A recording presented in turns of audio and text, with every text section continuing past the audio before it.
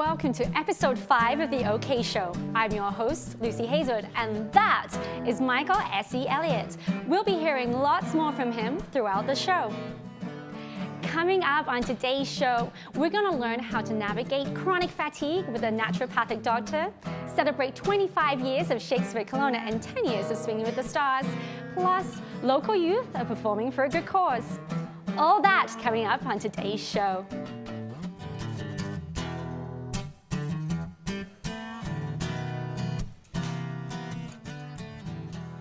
Thank you for that, Lucy. Hello, I'm Anita Reimer, and I'm here with Dr. Krista Henninger. Dr. Krista is a naturopathic physician and co-owner of Helix Integrative Health here in Kelowna. Today, Dr. Krista is going to talk to us about adrenal fatigue, otherwise known as the 21st century stress syndrome. So, Dr. Krista, what is adrenal fatigue? So adrenal fatigue is also known as adrenal insufficiency, and so what's happening is the adrenal glands, which are two glands that sit on top of the kidneys, become insufficient at producing hormones. Some of these main hormones include testosterone, cortisol, and adrenaline. Some of the main risk factors for this include chronic stress, poor diet, poor sleep, just lots of lifestyle. And chronic stress. Stress affects so many people between physical stress, mental, emotional, relational, financial. How does stress impact adrenal fatigue? So basically what's happening is the body is using so many resources up for the cortisol production that those glands just become taxed out and they become insufficient at producing other hormones. Okay, so what are some symptoms that are present with adrenal fatigue? One of the main symptoms is actually fatigue, and so that displays very differently for different people. So some people, they have troubles getting out of bed in the morning and they're just really tired fighting their alarm clock. Others, they feel okay throughout the day, but 3 o'clock hits and they're just totally tired. They want to have a nap. And then there's another group that we call the tired but wired, where they're tired all day, and then 10 o'clock hits and they're just wired, ready to go.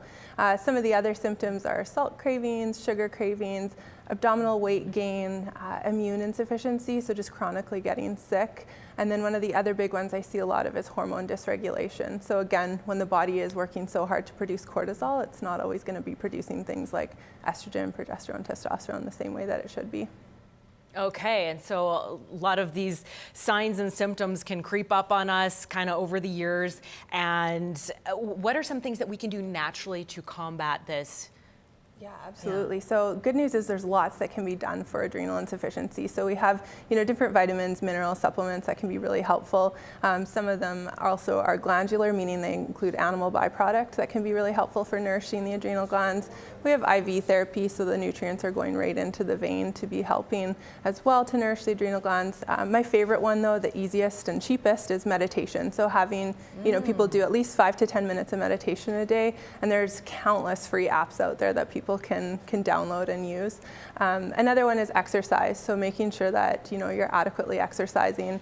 What exercise is best? Well, that determines how you feel after exercise. So if you leave exercise and you need a nap, then you need to be doing things more like yoga and a little bit more calm things. If you feel fine after exercising and you're energized, then doing high intensity will be really great for you as well. And then of course I can't leave nutrition out of it. So making sure that we regulate our blood sugars with adequate fats in our diet and limiting some of the carbohydrates will be really helpful as well.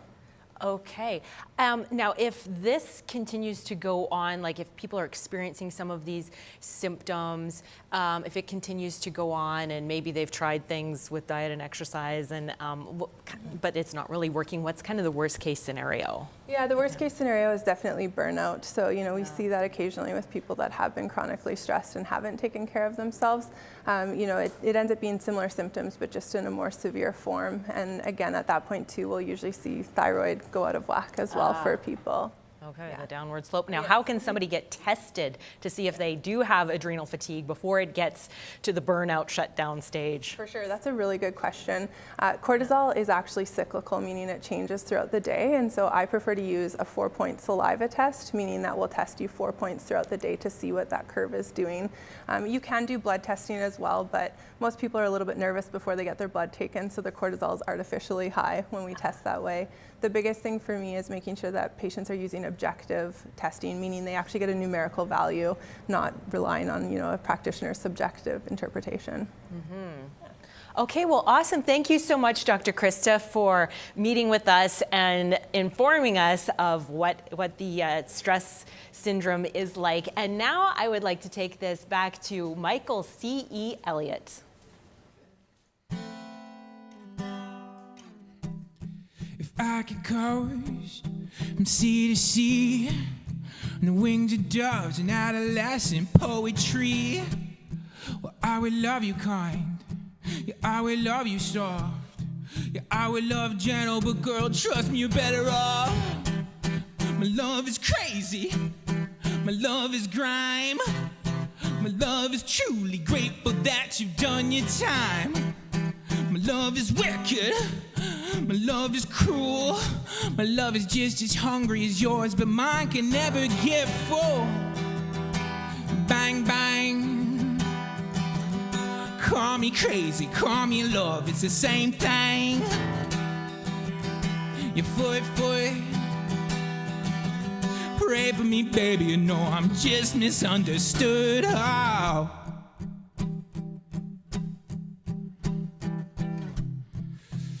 Yeah, pray for me.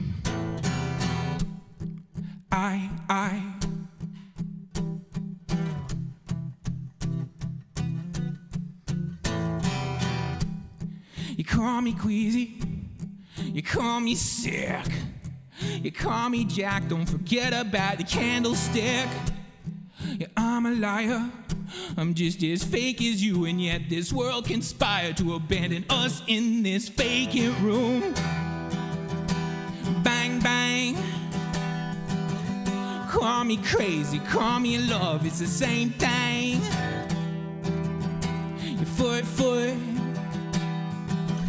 Pray for me, baby, you know I'm just misunderstood. Oh. Pray for me, baby, you know I'm just misunderstood.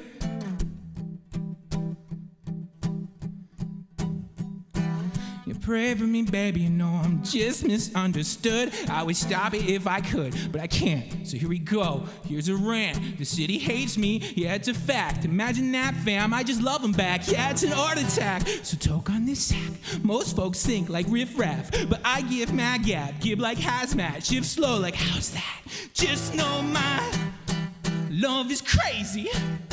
My love is grime. My love is just about to do its time. My love is wicked. My love is cruel. My love is just as blind as yours, but mine can always smell a fool. Bang, bang. Call me crazy, call me in love, it's the same thing. Your foot. Pray for me, baby, you know I'm just misunderstood. Oh. Bang, bang.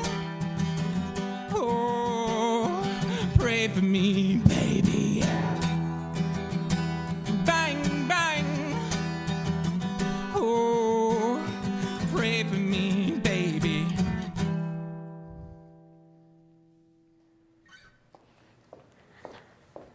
Wow, that was incredible. Come out here, Michael. Awesome. Come out for a second. Do you want to pop that down?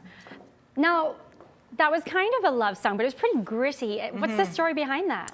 Well, that's tapping into all those different sides of love. The angry, the grimy, the crazy, stuff that makes you feel out of control. So multifaceted love in one song. Yeah, I like to explore, there's so many love songs, so I like to explore the little nooks and crannies that maybe don't get enough light. Is that what maybe makes you, is a unique element to you as an artist, perhaps?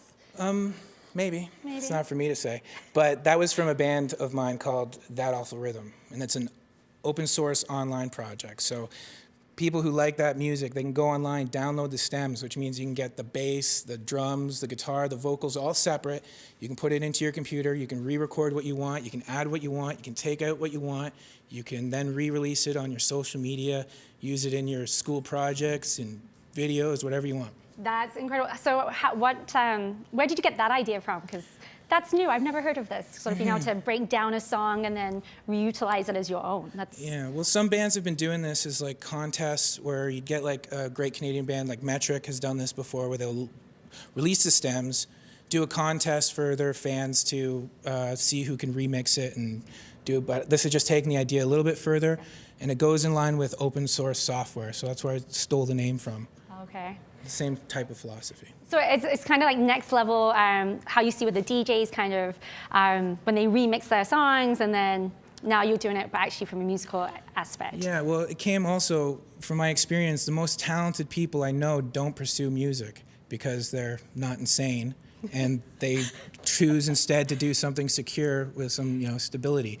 But they're super talented, they're hobbyists, they're at home, they have the equipment, they have the skill. So this is like an online band that we can kind of communicate through and work on creative projects with. Now you said, sorry. So now you said that a lot of those people aren't pursuing music, but here you are pursuing music here in the Okanagan, and what brought you here? Well, discovery, I guess, and adventure. I didn't know this place existed, so. And then here you are, and working on collaborations with other local artists. And where can we see you performing anytime soon? Absolutely. March 11th at Habitat, there's a thing called burlesque poetry. I'll be performing some music there. It's not as risque as it might sound, so you're all welcome. Even the timid are welcome. But it's just about empowering, taking back the power of sexuality through poetry. Awesome. Well, I definitely look forward to seeing more from you in and around the community. And talking about the community, now we're going to head over to Stephen Jeffries from Shakespeare Kelowna. Thank you so much. Thank you, Lucy. Our next guest is Stephen Jeffries here with Shakespeare Kelowna. Now, Stephen, you have done so much to bring color and depth to the entire theater community in Kelowna, and you're one of the founding members of Shakespeare Kelowna. I understand it's the 25th anniversary, so tell us a little bit more about that and Shakespeare Kelowna. Yeah, sure. So it was way back in 1993, a really nice guy called Jeffrey Lone had the concept of putting on a Shakespeare show in the Okanagan. It's pretty ambitious kind of concept. And the first play was Henry V, that was 1993. And so 25 years later, here we are. We put on a show, or possibly two shows, every year over the last 25 years. And this year's show will be another outdoor show at up on a winery, Spearhead Winery. It's A Midsummer Night's Dream. Ah, so A Midsummer Night's Dream is on for this season. Now, do you always perform in wineries? So we've performed in quite a few outdoor locations. We were down at the waterfront for several years, the Ireland stage, which is a lovely location, but a bit noisy. And so we've been in, I think this is our third winery. The wineries generally like having us there. They can develop their wine, and they can purvey their wines, and at the same time the audience can enjoy Shakespeare in the open air. With some wine, yes. Yes, yeah. Excellent. The best way to enjoy Shakespeare, especially in the Okanagan. It all helps, yeah. Yeah, so I understand that auditions are coming up very quickly for A Midsummer Night's Dream. Right. When are they? What do people need to do to prepare for them? Okay, so yes, so this is our next stage. We will be auditioning this weekend, the 3rd and 4th. People can get information about it on our website, Shakespeare Kelowna website, which is easily found. People should come along not necessarily being brilliant at speaking Shakespeare, but it's nice if they can produce a monologue from a Shakespeare play, maybe 2 or 3 minutes long, and they can make an appointment for an audition, or they can probably just show up as well between, I think it's 11 and 4. And the details are on our website, yeah. Okay, great. Now, what do you personally love about Shakespeare? So, Shakespeare, well, this guy could write really good plays. The stories, if you just take away the Shakespearean language, the stories themselves are really engaging. The comedies have humor, they have romance, they have intrigue, they have a lot of action. And of course, there is the text. So people can once people get their tongue around the text, it can be another wonderful layer of enjoyment watching the shows. Yeah. Mm-hmm. Yeah. And how is Shakespeare relevant for today? So these shows, I mean, these stories are every bit as relevant today as they were in 1600. I think Midsummer Night's Dream was written around 1603, so it's 400 and odd years ago. It's a story of two lovers who escape from their overbearing parents into the woods. Similar things are happening today, and I've played the overbearing Shakespearean father many times, and I just feel I'm playing myself, really. That's great. What is your favorite Shakespeare play? So I have lots of favorites. So amongst the comedies, probably this one, Midsummer Night's Dream. It's a great play. It's just about anyone can understand it and enjoy it. And when it comes to the darker stuff, Richard III would be my favorite. Richard is a lovely villain who gets talking to the audience and engages the audience in all his plans, and he's a villain you just love. Well, awesome. Thank you so much, Stephen. Yes. Come out and see Midsummer Night's Dream this summer. It's going to be amazing. And now I would like to toss it to Lucy and the Angel Awards. Thank you, Anita. And I am joined with Louise and Elise, who are the creators of the Angel Awards here in Kelowna. So tell me, what are the Angel Awards and how do they come to be? About 6 years ago, I decided that I had to do something for my daughter and other children who suffer from a debilitating autoimmune disease. Elise was diagnosed at 4, but started presenting symptoms at 2. And I thought, I'm not doing enough. People aren't aware. This is not an old person's disease. It is not arthritis of the cartilage and joints. This is an autoimmune disease where it attacks the entire body. You'd never know by looking at this beautiful young woman, whom I'm so proud of.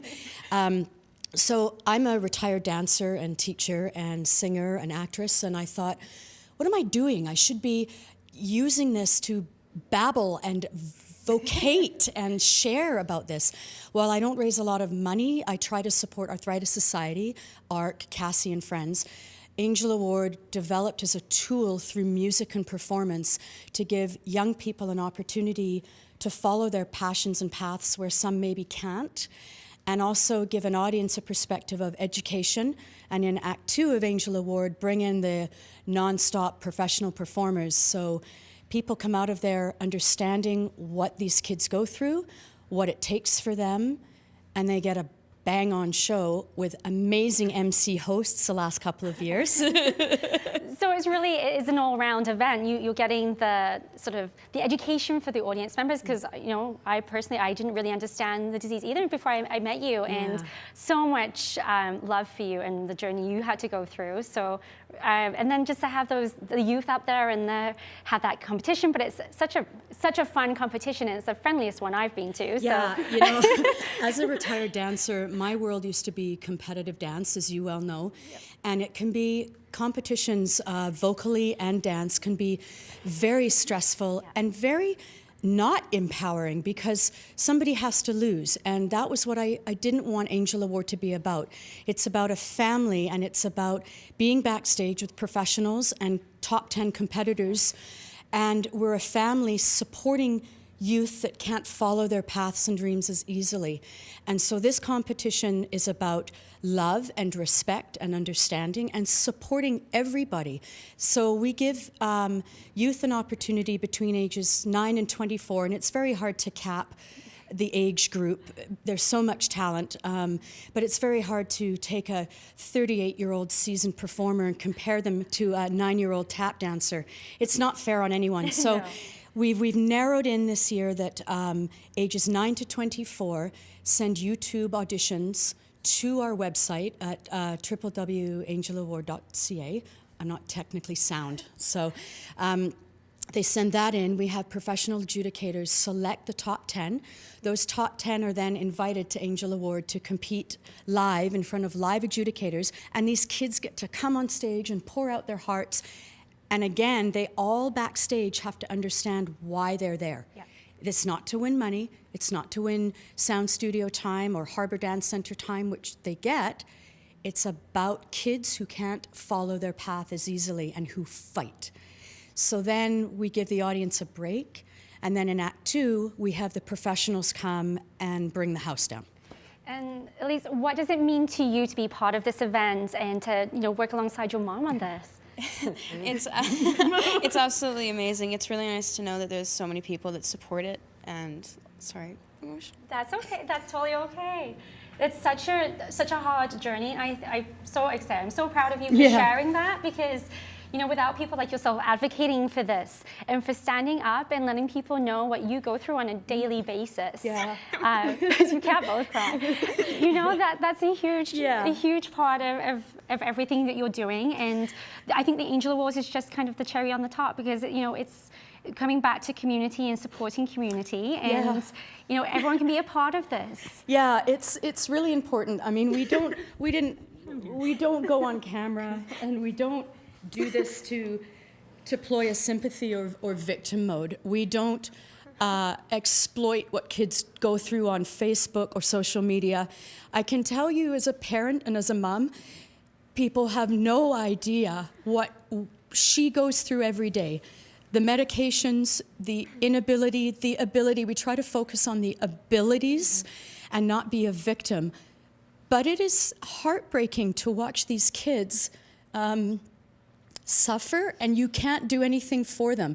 They go through multiple surgeries, they go through chemotherapy, they go through biologics, they go through endless appointments, endless blood tests, endless, because it's called idiopathic, which means of unknown origin, which means we have no way of fixing this yet.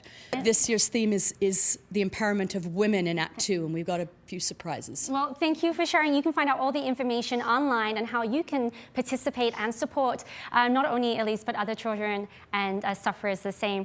Now we're going to head over to me. I'm going to go chat about Swinging with the Stars. Sorry, ladies, excuse me. Bye. Bye. Hello. Hi, and we are joined now by Natasha Gerard, who's the Executive Director of Central Okanagan Hospice Association, and she's here to talk all things Swinging with the Stars with us. And typically it's the 10th annual event. It is. So we're pretty excited on March the 10th. Okay. And the concept really came from the TV show Dancing with the Stars. So we've been fortunate to have a huge amount of dancers over the years who have come in and who have been set up with professional instructors and who have trained very hard, endless hours, on top of family and work and just life. So we're pretty excited for this year and to be celebrating our 10th anniversary. And where do we find these dancers? Who are they, and what are their roles within the community? We have had everybody from businessmen to physicians to retirees to financial advisors, realtors, you name it. I mean, really, we are out constantly looking to recruit dancers, and sometimes we get a flat-out no, and sometimes people think about it and determine if they can just kind of fit it within their schedule, because there is a time commitment. But people want to kind of push themselves too, so getting out in a large group of people and kind of learning a routine is. And you don't have to have any dance experience with that either, right? No, that's the whole not at purpose all. of having an instructor, so they can guide you through the process. That's right. That's awesome. So what is Swinging the Stars all about? It's an event that's inspired by Dancing with the Stars, but what is the purpose? What is the end goal with it? The end goal is, this is actually the Central Okanagan Hospice Association's largest fundraiser of the year. So we really pride ourselves in this big event. This year's goal is to raise $255,000. And 85% of that will go to our hospice palliative care programs, and 15% will go to our bereavement services. We are very fortunate to be able to offer our services at no cost to the Central Okanagan. So events like this are extremely important to be able to allow us to provide that access when people need it, where they need it, and at the time that they need it. And I think it's important that people recognize that even though you might not need it now, there may be a point where perhaps in the future you or a friend or a family friend or whoever might need it. I know that I've personally had family members need it, and so appreciative of knowing that there's people there to take care of them in those final moments, and the aftercare as well. It's such a huge organization that we don't really appreciate and understand what it does. So Swinging the Stars has been around for 10 years. So obviously after 10 years, you've got a few things that have been trial and error. And what are the goals going forward for the next 10 years? Well, you know, we always like to take a bite at a time. So with our 10th year, we have introduced a few great things. We have a couple team categories. So some businesses that wanted to get together and they said, we want to dance with some coworkers or a group of people. And then we have some alumni dancers coming back. So they've danced over the years and they've formed their own group. So we have 8 people in total this year. And we're pretty excited about that. And we've just implemented some new things kind of throughout the evening that we haven't done before. And really to celebrate our 10 years and to say to our community, thank you. Thank you for everything that you've been able to allow us to do. And if people wanted to get tickets to the event, are they able to? Tickets are sold out. Oh. The event really has grown, and we have 440 tickets sold this year to this event, and it's our largest event thus far. And so we're pretty happy about that, and you know, trying to fit everybody into a ballroom with a dance floor, it takes a lot of skill to kind of maneuver all that and make sure everyone's got the best seat in the house. So, absolutely. Yeah. But even though the tickets may have sold out, doesn't mean that people can have to stop donating. Is that right? So there's ways they can check. Is there access online? Of course, if you go to hospicecoha.org, you will see our dancers listed on our website with their picture and a bio and what their fundraising goals are, and people will be able to support them and donate to their campaign. So although you might choose individual teams, at the end of the day, we're all supporting one major team, and that's the Central Okanagan Hospice Association. Natasha, thank you so much for being here today and for sharing the information about this, and hopefully we can reach that goal that's in there. Right now, you're very welcome. Right now, we're going to head over to Michael Elliot with some more music. If I indulged every time I want to scream and shout it, I wouldn't be able to walk down the street uncrowded, turning strangers into holy men of love devoted. So in my absence, won't you use your feet to try to travel? Use your heart to show others life is not a battle. Oh, what is courage if you never had to worry? But know that worrying never stopped a thing occurring. So when my call comes in, I know it will come too quick. So listen when I say I enjoyed the worst of it. So praise my life. It was the warm, gentle voice of my lullaby, and I will feel my life glowing evergreen through eternal night. 'Cause your love doesn't need a body to go. I know your love doesn't need a body to go and to go on.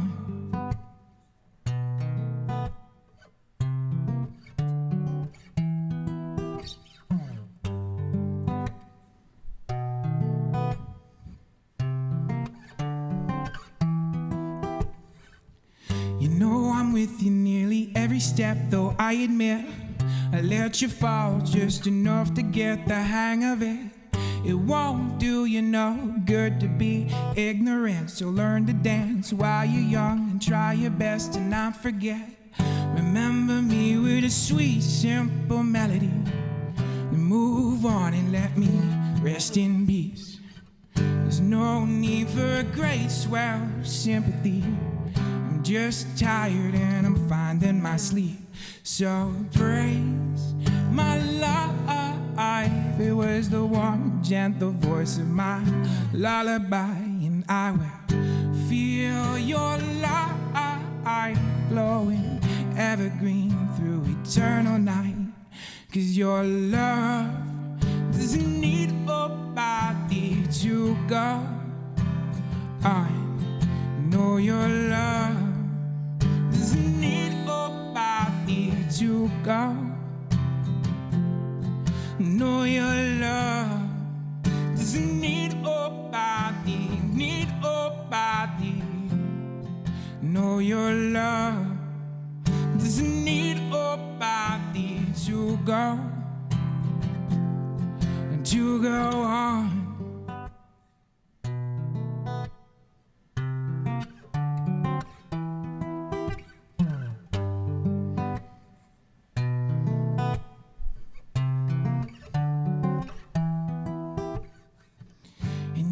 said goodbye and I